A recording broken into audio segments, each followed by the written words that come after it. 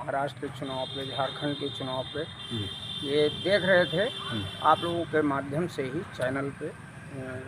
बड़े चैनल पे तो नहीं दिखाई दिया उतना, लेकिन ये छोटे चैनल जैसे आप लोग हैं यूट्यूब पे, उस पर हमने देखा कि कटेहरी विधानसभा के उपचुनाव में एक SHO वहाँ एक संप्रदाय की महिला के ऊपर जिस तरह से अपने सर्विस रिवॉल्वर, जो सरकारी रिवॉल्वर है, ऑन ड्यूटी लहराते हुए धमकाया और जिसकी वो वीडियो वायरल हुई, ये बिल्कुल शर्मसार करने वाली घटना है।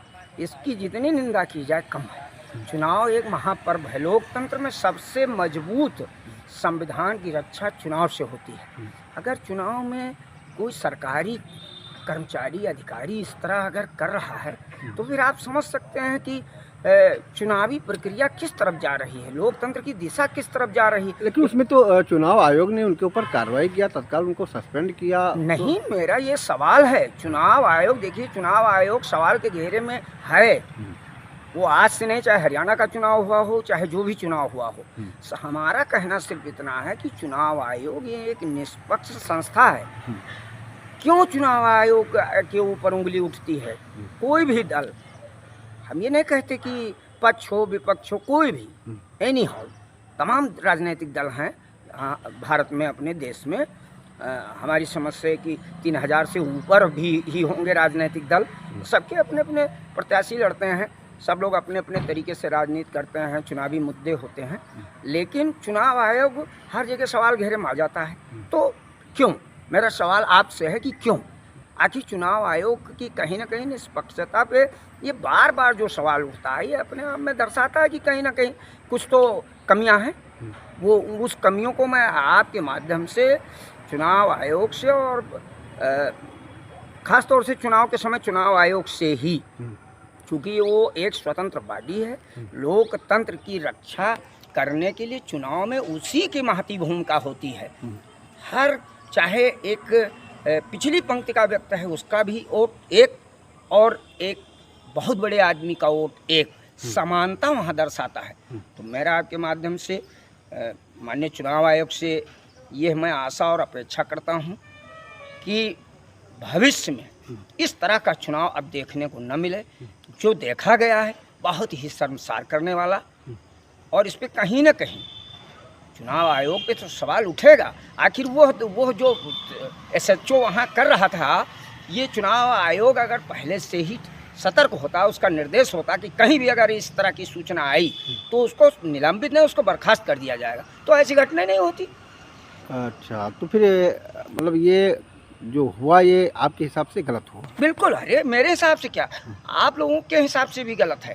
एक एक लोकतंत्र के एक एक व्यक्ति के लिए खिलाफ। अच्छा, आप कांग्रेस के प्रवक्ता हैं, आपको महाराष्ट्र चुनाव में क्या दिखाई दे रहा है? अब वहाँ, अरे हाँ, बहुत अच्छी बात आपने की। महाराष्ट्र में मैंने देखा, आप भी लोगों के माध्यम से हमें जानकारी हुई। भाई, हम लोग जो जानकारी पाते हैं उसमें तो आप लोगों की महती भूमिका रहती है। मैं इसके लिए उस चैनल को धन्यवाद दूंगा जिसने बहुत पहले वहाँ के जो बड़े नेता हैं, जैसा कि सुना ही पड़ा है कि वो मुख्यमंत्री के दावेदार हैं और भारतीय जनता पार्टी के राष्ट्रीय महासचिव जैसे पद पे हैं आदरणीय तावड़े जी। तो उनका इस तरह होटल में उनका वीडियो वायरल होना, ये तो बहुत ही चिंताजनक और अफसोसजनक है। जहाँ हमारे देश के प्रधानमंत्री जी कहते हैं कि पूरा देश जो है एकदम ईमानदारी, जीरो टॉलरेंस की ईमानदारी है, तो क्या ये सब जो वहाँ देखा गया, ये जीरो टॉलरेंस को कहीं दर्शाता है? अब तो चुनाव हो गया, अब मतगणना 23 तारीख को है, तो इसमें आपकी पार्टी क्या वहाँ मुख्यमंत्री बनेगा और कौन दावेदार होगा? देखिए, हमारे यहाँ हम महाविकास आघाड़ी में हमारी पार्टी वहाँ शामिल है। आप जानते हैं, जैसा कि उद्धव ठाकरे जी हैं, शिवसेना है वहाँ, शरद पवार जी हैं, NCP है जो पिछली बार तोड़ी गई, शिवसेना भी तोड़ी गई, आप लोग भी जानते हैं। कांग्रेस पार्टी आज वहाँ बड़े दल के रूप में है, वहाँ विधायक उसके हैं और चुनाव हुआ है। जनता ने जनादेश तो दिया है, परिणाम क्या आएगा वो देखा जाएगा। लेकिन मैं जनता का जो रुझान मिला महाराष्ट्र में चाहे झारखंड में, वो हमने देखा कि जनता महाराष्ट्र में महाविकास अघाड़ी को पसंद कर रही है, उसकी तरफ जा रही है। लोगों के जो सर्वे आए हैं आम जनता के बीच का, उससे मुझे लगा कि जनता बिल्कुल वहाँ सरकार बदलना चाहती है। जिस तरह वहाँ तोड़ फोड़ करके सरकार बनाई गई थी, महाराष्ट्र की जनता उसके बिल्कुल खिलाफ है।